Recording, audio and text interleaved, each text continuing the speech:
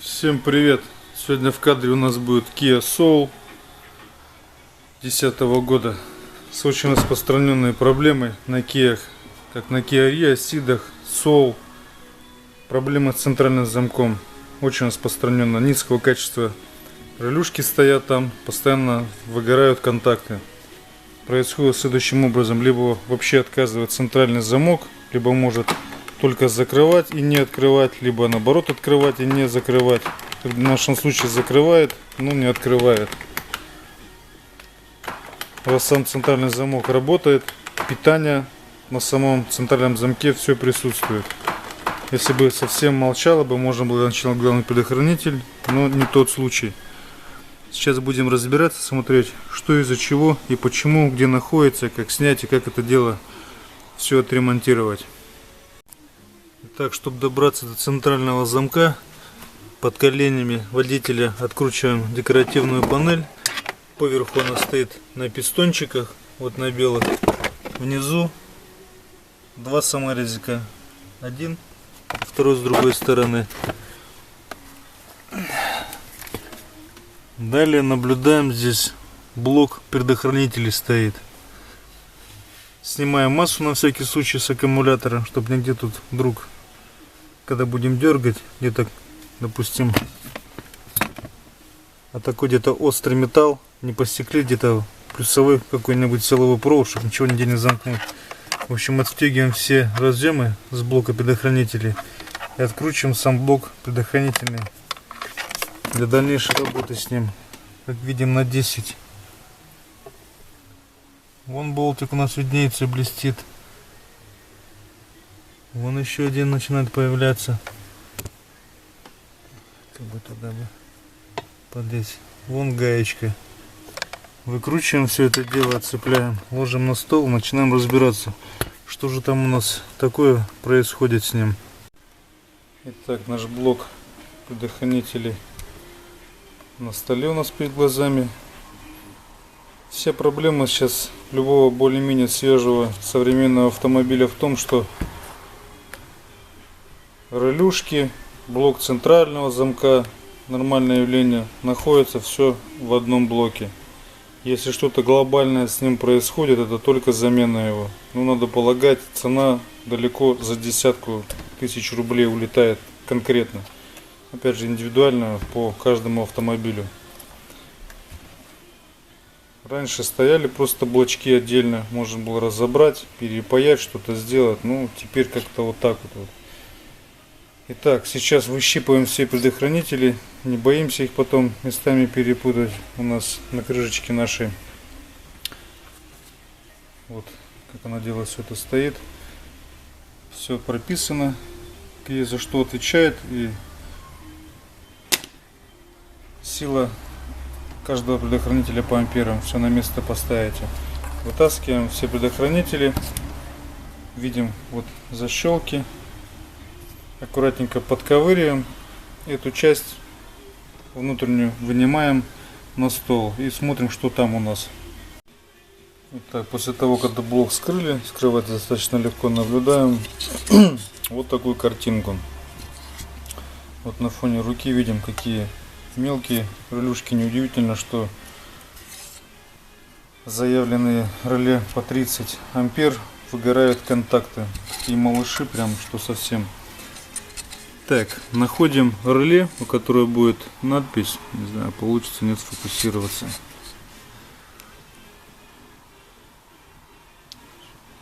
Вот, Door Lock, видим, двери заблокированы, Door Unlock разблокированы. Это говорит о том, что вот наше реле центрального замка. Потому что реле состоит из двух реле в корпусе. Оно располовинено, и там две катушки. Вы представляете, какой там механизм исполнительный маленький, какие там контакты вообще. Чтобы ее выпаять, в идеале надо выпаивать все вот эти вот ножки по кругу. Вот она вся по периметру паяна. В середине там абсолютно просвет, нет никаких перемычек, ничего. Полностью надо в круг все эти ножки выпаивать. Это можно сделать при наличии вот такого правильного инструмента. Но опять же, не вижу смысла заморачиваться по этому поводу. Сейчас пойдем более простым вандальным путем. Для начала сейчас попробую аккуратненько канцелярским ножом срезать часть корпуса защитного реле. Посмотрим, в каком тут состоянии наши контакты. Ну а далее просто по кусочкам повыкусываем все, что там есть внутри, и отдельно уже пятачки, лапки повыпаем и будем паяться к ним. Будем разбираться, какие где контакты, что за что отвечают и как будем паяться дальше. Итак, после того, когда аккуратненько вот канцелярским ножом чуть-чуть надрезали оболочку корпуса реле, она как фольга тонюсенькая, наблюдаем во внутренней части корпуса вот такие черные потемнения, прогары. Значит, шли мы в правильном направлении. Вот видим, выгорели контакты. Сейчас попытаюсь сфокусироваться. Вот, даже присутствует деформация по металлу. По второму контакту пока ничего такого не видно. Даже если сверху смотреть, видно, как его повело. Как-то вот так все это дело выглядит. В принципе, так, а вот я отогнул контакт. Видимо, середина выгорела начисто. Качество нулевое. Вот современный автомобиль. Вот нижний контакт я подогнул. Ладно, дальше сюкаться не будем. Сейчас по кусочкам просто выламываем все это дело. До самого основания, когда останутся пятачки у нас припаянные к плате, и будем их выпаивать, прочищать. Итак, после того, когда мы все это раздробили, по кусочкам высыпали, вот вся эта картина получилась. Вот это место, где у нас это все стояло. На пятачки маленько олова накидал, чтобы было куда лучше припаиваться. Сейчас будем паяться. Как будем паяться? Вот будет наша схема. Если смотреть на надписи, где стояло наше реле, визуально переносим это дело все сюда. Вот наши все эти контакты. Пятиконтактное реле визуально разделил пополам. Эта часть отвечает за блокировку двери, это за открытие. Обозначение, вот условно я АБ пополам разметил. Обозначение самих контактов, куда будем паяться.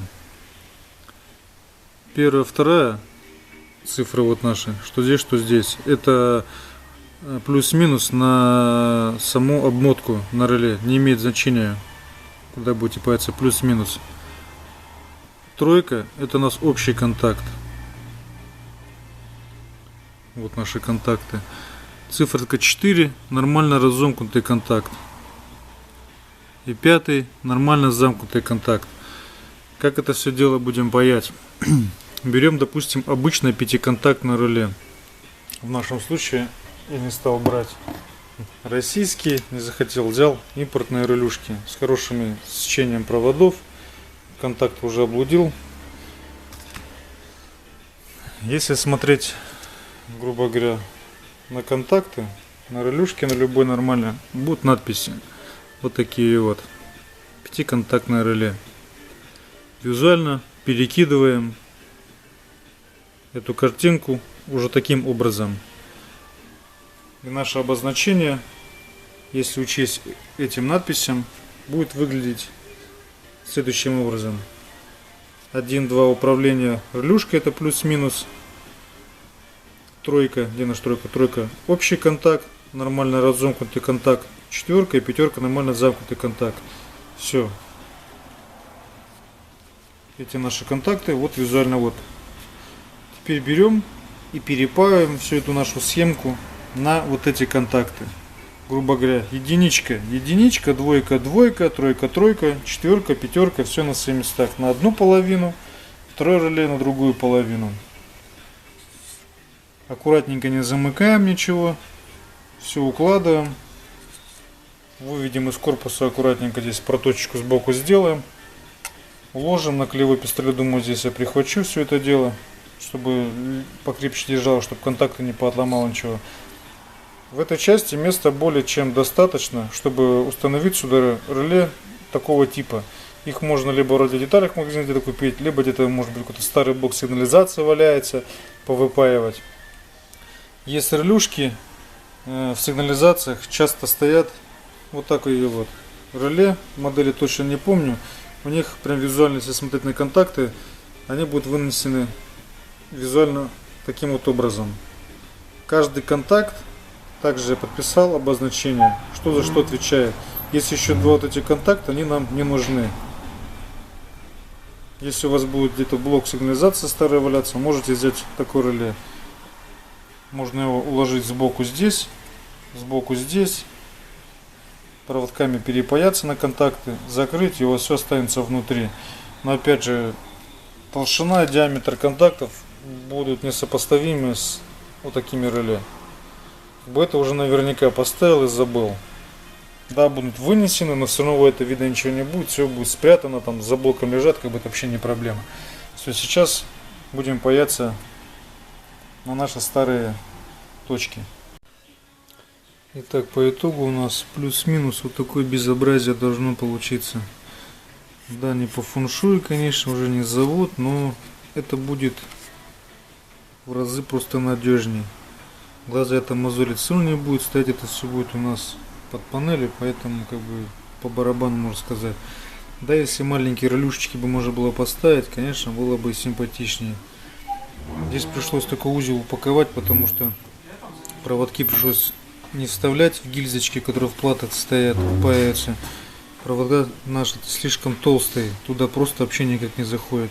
А ставить меньшего сечения разъемы китайские какие-нибудь, как бы желания не было. Поэтому пришлось все это аккуратненько поверх вот накидывать, паять, чтобы ничего нигде не замкнуть, чтобы как бы контакты повыше так вот приходилось ставить. А сверху клеевым пистолетом, чтобы какая-то жесткость была. Здесь я проточку вот сделал, сейчас провода выведу все это дело. Ну, будем вставлять на место, все это дело подключать и проверять, смотреть, что из этого получилось. Итак, вот блок наш готовый, на выходе вот такая картина должна получиться. Так, таким образом у нас он стоит, установлен. Здесь как раз здесь все разъемы будут. Разъемы все воткнем на место и здесь где-нибудь к разъемам прям подвяжемся и все. И ничего там видно не будет. В общем, как-то так здесь я вывел. Тоже клеевым пистолетом на всякий случай намертво зафиксирую, чтобы коса не гуляла, чтобы пайка у нас не отломилась там нигде. Ну все, пробуем втыкать на место и проверяем. Надеюсь, все нормально у нас получилось. Вот так наш конечный результат. Центральный замок закрывает, открывает. Все заработало. Релюшки, конечно, клацают громко, потому что они все-таки большие, мощные. Все на месте упаковано. Нашей работы проделано не видно вообще никак. Потому что у нас получилось внизу вот здесь вот выход с блока предохранителей, косичка выходит. И я в этом участке уложил наши релюшки, не стал их цеплять здесь косом все, чтобы глаза не мозолили. Как будто здесь никого и не было. В общем, как-то так. Еще такой геморрой может за собой понести жесткую утечку тока. Релюшка если замкнула, под нагрузкой получится моторы, допустим, на закрытие. Могут на закрытие, на открытие. И там в течение пару часов может быть высадить аккумулятор наглухо вообще. Так что имейте в виду. Вот так производитель экономит на потребителях, на своих. Вот такую всякую сопливую дрянь ставит. Ну ладно, всем удачи. Если что, пишите, вопросы какие-то задавайте.